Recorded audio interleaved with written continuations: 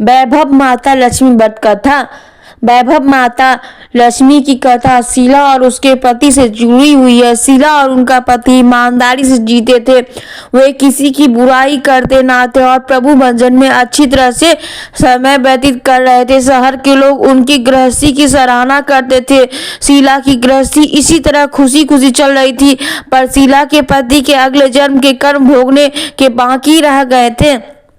ऐसे में वह बुरे लोगों से दोस्ती कर बैठा। वह जल्द से जल्द करोड़पति होने का ख्वाब देखने लगा। इससे वह गलत रास्ते पर चल गया।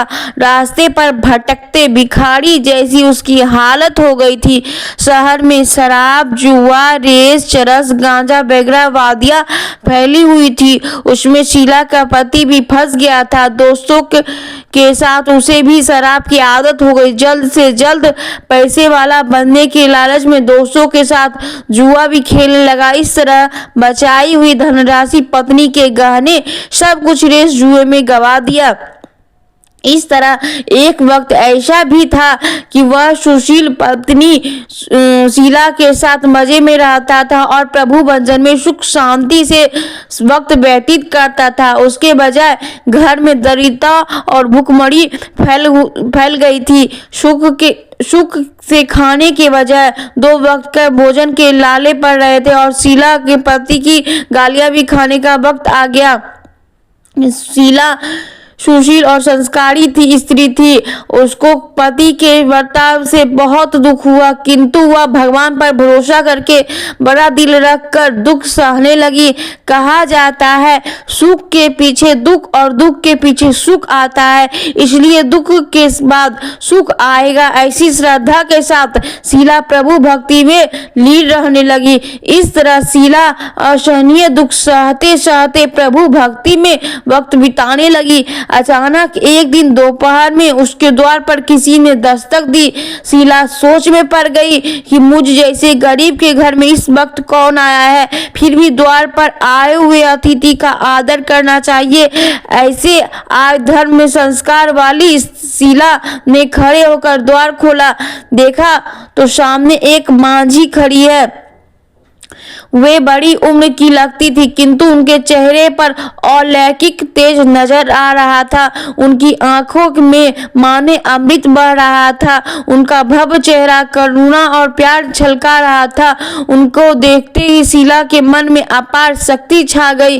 वैसे शीला इस मांझी को पहचानती ना थी, फिर भी उनकी नजर से में देखकर शीला के रोम रोम से आनंद छा गया। शीला मांझी को आदर के साथ घर में ले आई। घर में बिछाने के लिए कुछ भी नहीं था, अतः शीला मन में संकोच कर फटी हुई चादर पर उनको बैठाया। मांझी ने कहा, क्यों शीला, मुझे पहचाना नहीं? शीला ने संकोच करके कहा, माँ, आपको देखते ही बहुत खुशी हो रही है, बहुत शांति हो रही है। ऐसा लगता है कि मैं बहुत खुश हो रही हूँ। ऐसा लगता है कि मैं बहुत दिनों से जिसे ढूंढ रही थी वह आप ही हैं, पर आपको पहचान नहीं सकती। मांझी ने कहा, क्यों मुझे भूल गई? हर शुक्रवार को लक्ष्मी के मंदिर में भजन कीर्तन होते थे, तब मैं भी वहां आती हूँ। वहां हर शुक्रवार को हम मिलते हैं।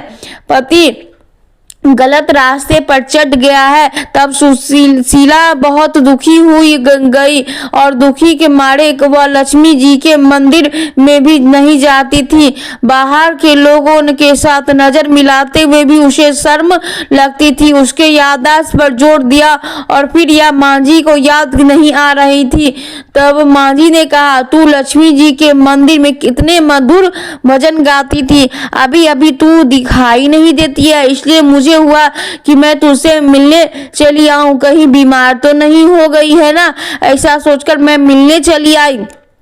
मांझी के अति प्रेम भरे शब्दों ने शीला का हृदय पिघल गया। उनकी आंखें से आंसू आ गए। मांझी के सामने वह बिलख बिलख कर रोने लगी। यह देखकर मांझी शीला के नजदीक सिर के प्यार भरा हाथ फेंकर सवाल देने लगी। मांझी ने कहा, सुख और दुख तो धूप और छांव जैसे होते हैं। सुख के पीछे दुख आता है और दुख के पीछे सुख आता है। धैर्य रखो बेटी, और तुझे क्या परेशानी है? तेरा दुख की बात मुझे सुना। तेरा मन भी हल्का हो जाएगा और तेरे दुख का कोई उपाय भी मिल जाएगा।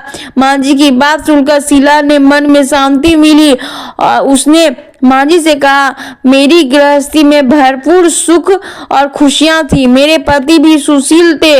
भगवान की कृपा से पैसे की बात से हमें संतोष था। हम शांति से गृहस्थी चलाते, ईश्वर भक्ति में अपना समय व्यतीत करते थे। एकाएक हमारे भाग हमसे रूठ गया। मेरे पति को बुरी दोस्ती हो गई। बुरी दोस्ती की वजह से शराब, जुआ, रेस, चरस, गांजा वगैरह खराब आदतों के शिकार हो गए और उन्होंने सब कुछ गवा दिया और हम रास्ते में भिखारी जैसे बन गए। यह सुनकर माँ जी ने कहा, सुख के पीछे दुख और दुख के पीछे सुख आता है। ऐसा भी कहा जाता है, कर्म की गति न्यारी होती है। हर इंसान को अपने कर्म भोगने पड़ते हैं, इसलिए तू चिंता मत कर। आप तो कर्म भुगत रही है, तुम्हारे सुख के दिन अवश्य आएंगे। तू तो माँ लक्ष्मी जी की भक्त है ना। माँ लक्ष्मी जी तो प्रेम और करुणा के अवतार है। वे अपने भक्त पर हमेशा ममता रखती हैं, इसलिए तू धैर्य रख। माँ लक्ष्मी जी का व्रत कर, इसे सब कुछ ठीक हो जाएगा। माँ लक्ष्मी का व्रत करने की बात सुनकर शीला के चेहरे पर चमक आ गई। उसने पूछा, माँ लक्ष्मी जी का व्रत कैसे किया जाता है, वह मुझे समझाइए, मैं यह व्रत अवश्य करूंगी। माँ जी ने कहा, बेटा माँ लक्ष्मी का व्रत बहुत सरल है। उसे वर लक्ष्मी व्रत या वैभव लक्ष्मी व्रत भी कहा जाता है। यह व्रत करने वाले सब मनोकामनाएं पूर्ण होती है। वह सुख, संपत्ति और यश प्राप्त करता है। ऐसा कहकर माँ जी वैभव लक्ष्मी का व्रत विधि करने लगी। प्रसाद पहले पति को खिलाया। प्रसाद खाते ही पति के स्वभाव में फर्क पड़ गया। उस दिन उसने शीला को मारा नहीं, सताया भी नहीं। शीला को बहुत आनंद हुआ। उसके मन में वैभव लक्ष्मी व्रत के लिए श्रद्धा बढ़ गई। शीला ने पूर्ण श्रद्धा भक्ति से 20 शुक्रवार तक वैभव लक्ष्मी का व्रत किया। 21वें शुक्रवार को माँ जी के कहे मुताबिक उद्यापन विधि करके 7 स्त्रियों को वैभव लक्ष्मी का व्रत की 7 पुस्तकें उपहार में दी। फिर माता जी के धन लक्ष्मी स्वरूप की छवि को बंधन करके भाव से मन में ही मन प्रार्थना करने लगी, हे माँ धन लक्ष्मी, मैंने आपका वैभव लक्ष्मी का व्रत करने की मन्नत मांगी थी, वह व्रत आज पूर्ण किया है। हे माँ, मेरी हर विपत्ति दूर करो, हमारा सबका कल्याण करो। जिसे संतान ना हो उसे संतान देना, सौभाग्यवती स्त्रियों को सौभाग्य अखंड रखना, कुमारी लड़कियों को मन भावन पति देना। आपका यह चमत्कारी वैभव लक्ष्मी व्रत करने से उनकी सब विपत्ति दूर करना, सबको सुखी करना। हे माँ, आपकी महिमा अपार है। ऐसा बोलकर लक्ष्मी जी के धन लक्ष्मी स्वरूप की छवि को प्रणाम किया। इस तरह शास्त्रीय विधि पूर्वक शीला ने श्रद्धा से व्रत किया और तुरंत ही उसे फल मिला। उसका पति गलत रास्ते पर चला गया था, वह अच्छा आदमी हो गया और कड़ी मेहनत करके व्यवसाय करने लगा। माँ वैभव लक्ष्मी की कृपा से शीला के घर में धन की बाढ़ आ गई। वैभव लक्ष्मी का व्रत के प्रभाव देकर मोहल्ले की दूसरी स्त्रियां भी विधि पूर्वक वैभव लक्ष्मी का व्रत करने लगी।